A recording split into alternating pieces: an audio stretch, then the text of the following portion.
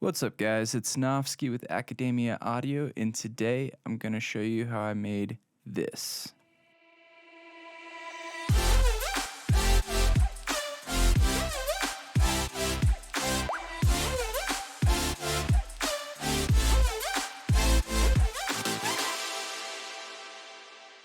So this is a Futurebass track I threw together for you guys really quick. So without any further ado, let's jump right in.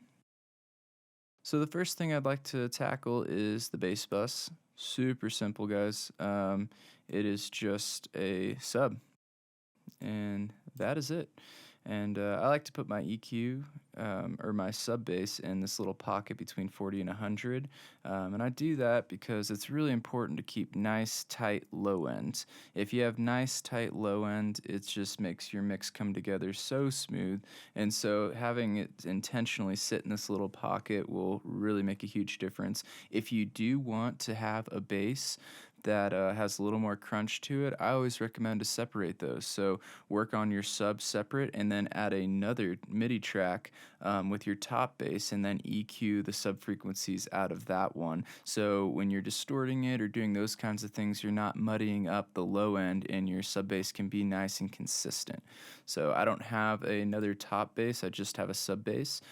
But yeah, there's a little tip for you guys. Moving right along, the saws. So I know this can be kind of intimidating. I know artists like Seven Lions have like, I don't know, 10, 20 tracks of just massive, huge, hit you in the face wall of saws. You don't necessarily have to do that. I mean, you can if you want, but there are a few things that I would strongly recommend to make your saws, one, sound full, and two, stand out. So I'm going to turn off the lead really quick, and we're just going to focus on the saws, and this is what those sound like.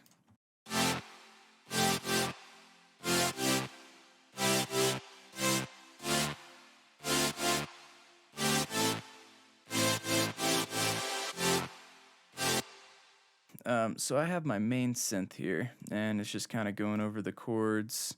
Next, I have a high synth. So this is the root note. Here's the main synth. And then here's the high synth.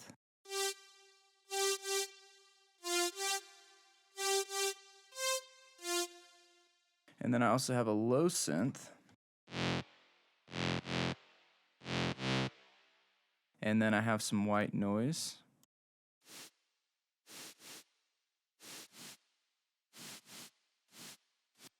And then I have a crowd. So I just grabbed a sample from Kashmir's pack of crowd noise, and then I chopped it up to follow the MIDI on the rest. And it just gives it that extra, I don't know, crowd noise in the background to just kind of fill in all those different frequencies on your saws. So this is what that sounds like.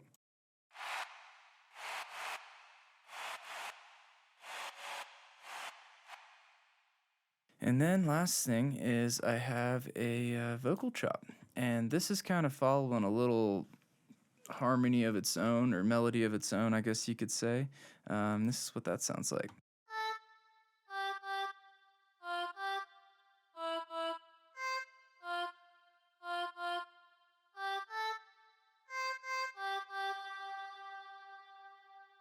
I love adding different instruments and different elements to your saws because it gives them a really unique characteristic. So if you were to just have the same saw sound on different octaves and everything, it wouldn't sound bad. It would kind of sound basic though. So by pulling in like a vocal or crowd noise or white noise or maybe a guitar or, you know, different synths and combining them together, that is how you're going to get really unique sounds.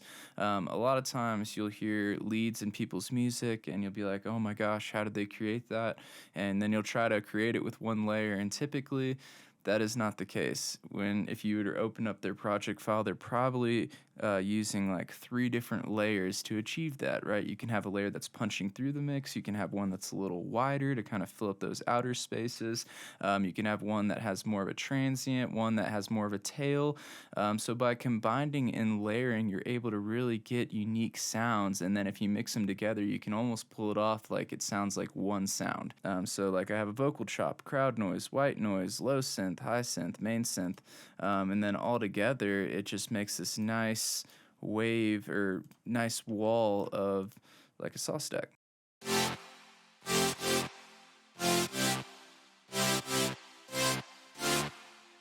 So on top of that, I do have a lead going, and this is what that sounds like.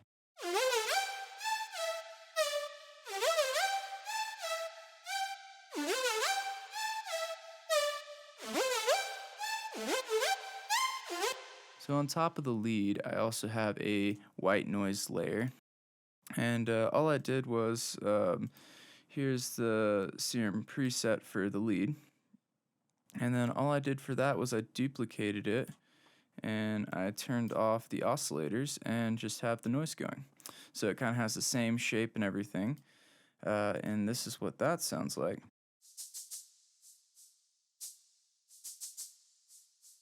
So it's almost like a shaker hitting at the same time of the lead. So I'm going to go ahead and solo the lead, and then I'll bring the white noise in.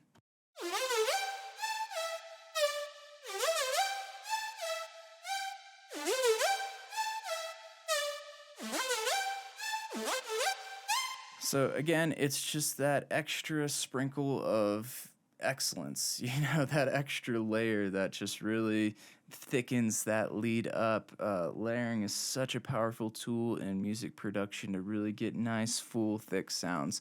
So that pretty much sums up the whole synth bus. Let's go ahead and move over to the drums. So here's the drum bus. When doing future-bass drums or choosing samples, I highly recommend to go listen and reference other people's music. By referencing their music, you're able to pick out kind of what they would use. What kind of kick? Does it have more top end? Is it more primarily like there's different kicks for house, future bass, trap, dubstep. There's all different kinds of kicks that are being used. And so I actually make it really simple. We have a whole sample pack down below, and it has genre specific samples that you can use. So when you reach for a kick, if it says future bass, you know it's going to be a future bass kick.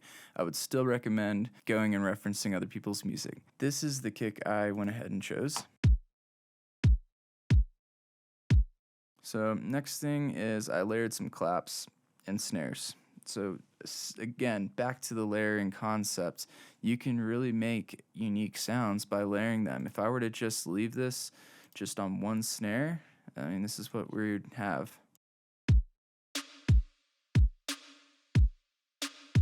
A lot of producers would stop there, but just even one layer, let's see how this sounds.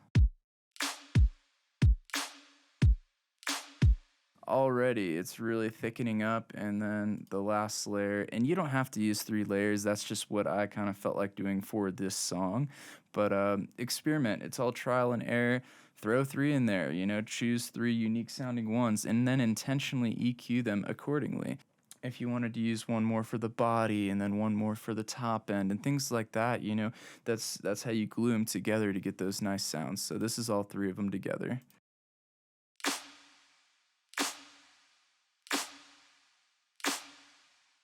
That is all I did for the snares. Let's move over to the cymbal bus.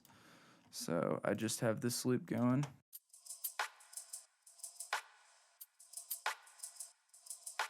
And then I have this crash loop going.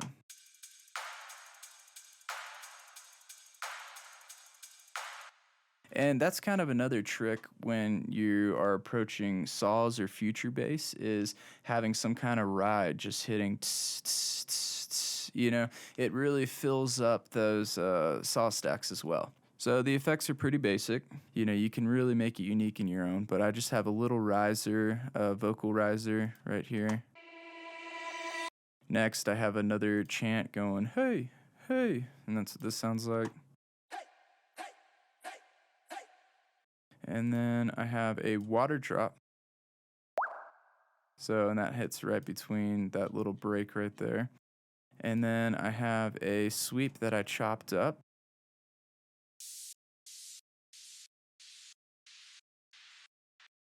And then I have a little halftime vocal.